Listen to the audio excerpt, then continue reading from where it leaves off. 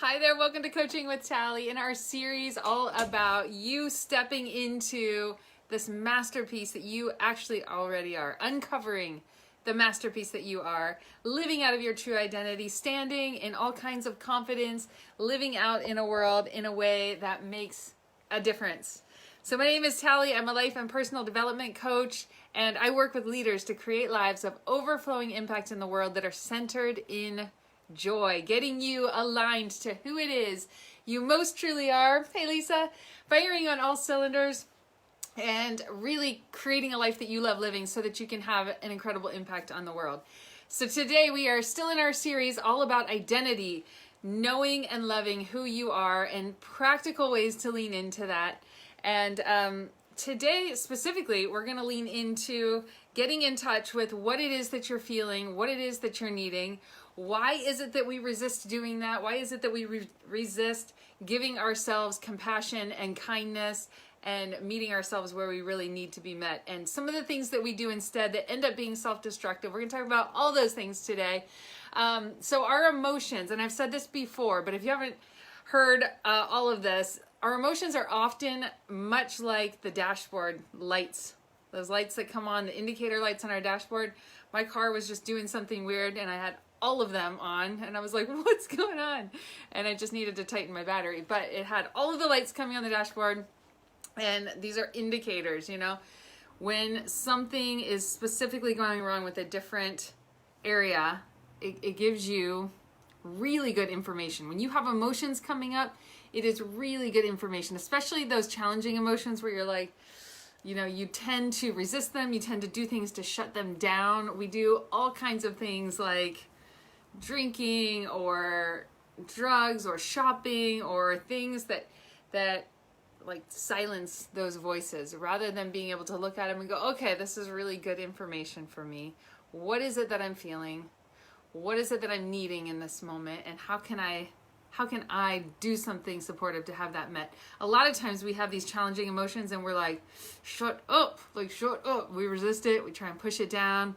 And that is really, it's not our fault. We live in a society that encourages us to do this. We live in a society that does not, one, teach us how to successfully look at, identify, articulate, and manage those emotions. A lot of times we're taught that they're not okay, that they need to be silenced, that a lot of the things that are there are something that you can just kind of get in denial about. You can brush away by doing all of those things. Like I said, society offers us this whole plethora of things to do that can push down the things that we're feeling. But what that does, it doesn't actually solve anything. It might kind of get you past whatever's coming up in that moment, enough to distract yourself away from it. But the next time something that touches into that same place comes along and triggers that, you're right back in the same state, and often it's even more heightened. That's that 10-2 reaction I've talked to you guys about before, where you have a level 2 event and you find yourself reacting like a 10. It's because you have this backed up log of triggered emotions that haven't actually been dealt with, and now they're layered on, and then it's completely overwhelming. And so you're even more likely to reach to the things that help you numb it out. But really all that does is just, it puts a pause button. It just puts a pause button on what's going on for you. It doesn't help you process it. It doesn't help you heal it. It doesn't help you deal with it. And it just piles it on for the next time that thing gets triggered, and then it's even worse. So what is it that you can do? What are some things that we can do that will support us in actually healing the things? So a lot of times we have that stuff coming up and we just take the ibuprofen, so to speak, and sort of numb the pain. But if it's something that is chronic, if it's something that is actually hurting you long term, it's something you want to know what that pain is trying to tell you. And the only way to do that is to get into a place where you are compassionate with yourself. So I want you, here's the activation. The next time you have a challenging emotion come up, rather than letting that inner critic that we all have shame that part of you, tell you to stop being a baby about something, or to like, what is your problem? Why are you doing this again? Any of those kinds of kind of critical like, pull it together, dude. Like, let's go. Rather than having that, what if you were able to, in an emotional sense, treat yourself the way that you would treat a kiddo in your life that you really love, whether it's your child or a niece or nephew or a friend's kiddo that you really, if you saw them hurting, you would have compassion. You would probably go over and kneel down and get on their level and hear them. You'd probably listen to what's going on for them, and you'd probably offer something kind and compassionate. So what if you were able to do that for yourself? What if you were able to, when you have those challenging things come up, anger, fear, sadness, feeling alone, feeling afraid for a lot of different reasons, what if you were able to emotionally come alongside yourself and actually go, okay, what is it that's going on? Treat yourself the way you would treat a really good friend that you care about a lot. Especially if you think about it as a kiddo. It's because often those places, those really challenging things are coming from a much younger version of you. You can trace it all the way back often. A lot of times when I do deep work with people, it's going back to when they're 3 years old or 5 years old or 7 years old, and something that happened all the way back there that has them feeling the way that they're feeling. So often if you can get yourself into a place of kindness and compassion, being able to let what's coming up for you be a lot more neutral and just noticing like, okay, we have some indicator lights on the dashboard going off. Like you don't, do a whole, like my car is a piece of, usually you just go, okay, time to get an oil change, or need to fill up my tires, or it's time to get gas. It's neutral, very good information about what is needed. You're grateful for the light on the dashboard that lets you know what is needed at that time so that you can take care of your car well. So what if your emotions are just neutral, really good information for you, giving you like a prescription for what it is that you need. You're like, oh, okay, I'm feeling super angry right now. What is that about? What am I feeling? Where is that coming from?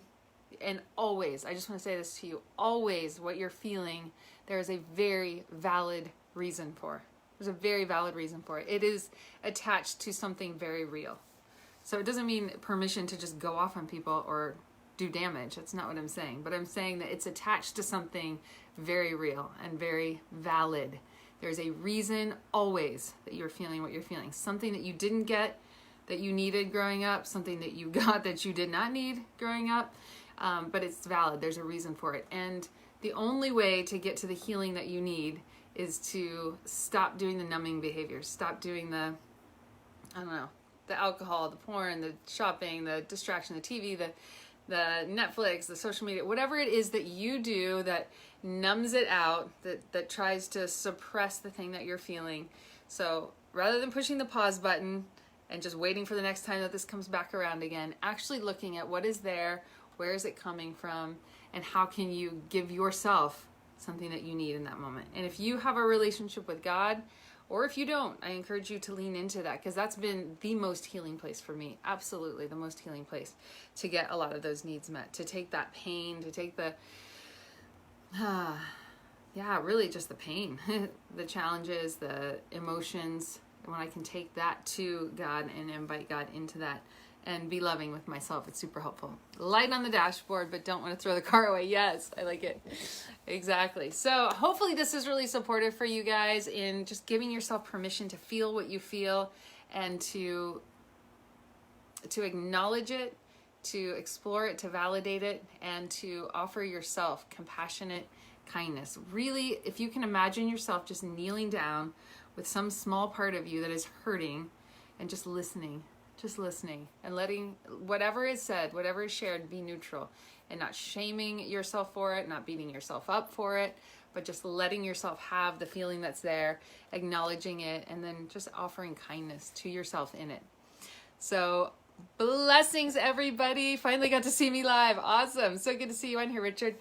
Hey, everybody. I hope you have an amazing day. I will be back tomorrow at 1 o'clock Eastern, and we're going to keep leaning into this series all about you uncovering the incredible masterpiece that you are. I can't think of anything that is more needed in this time than for people to be standing in the gift that they are to the world. So as you discover that and you're able to ripple that out into the world, it'll make a difference. So blessings, sending lots of love to you, and I'll see you tomorrow.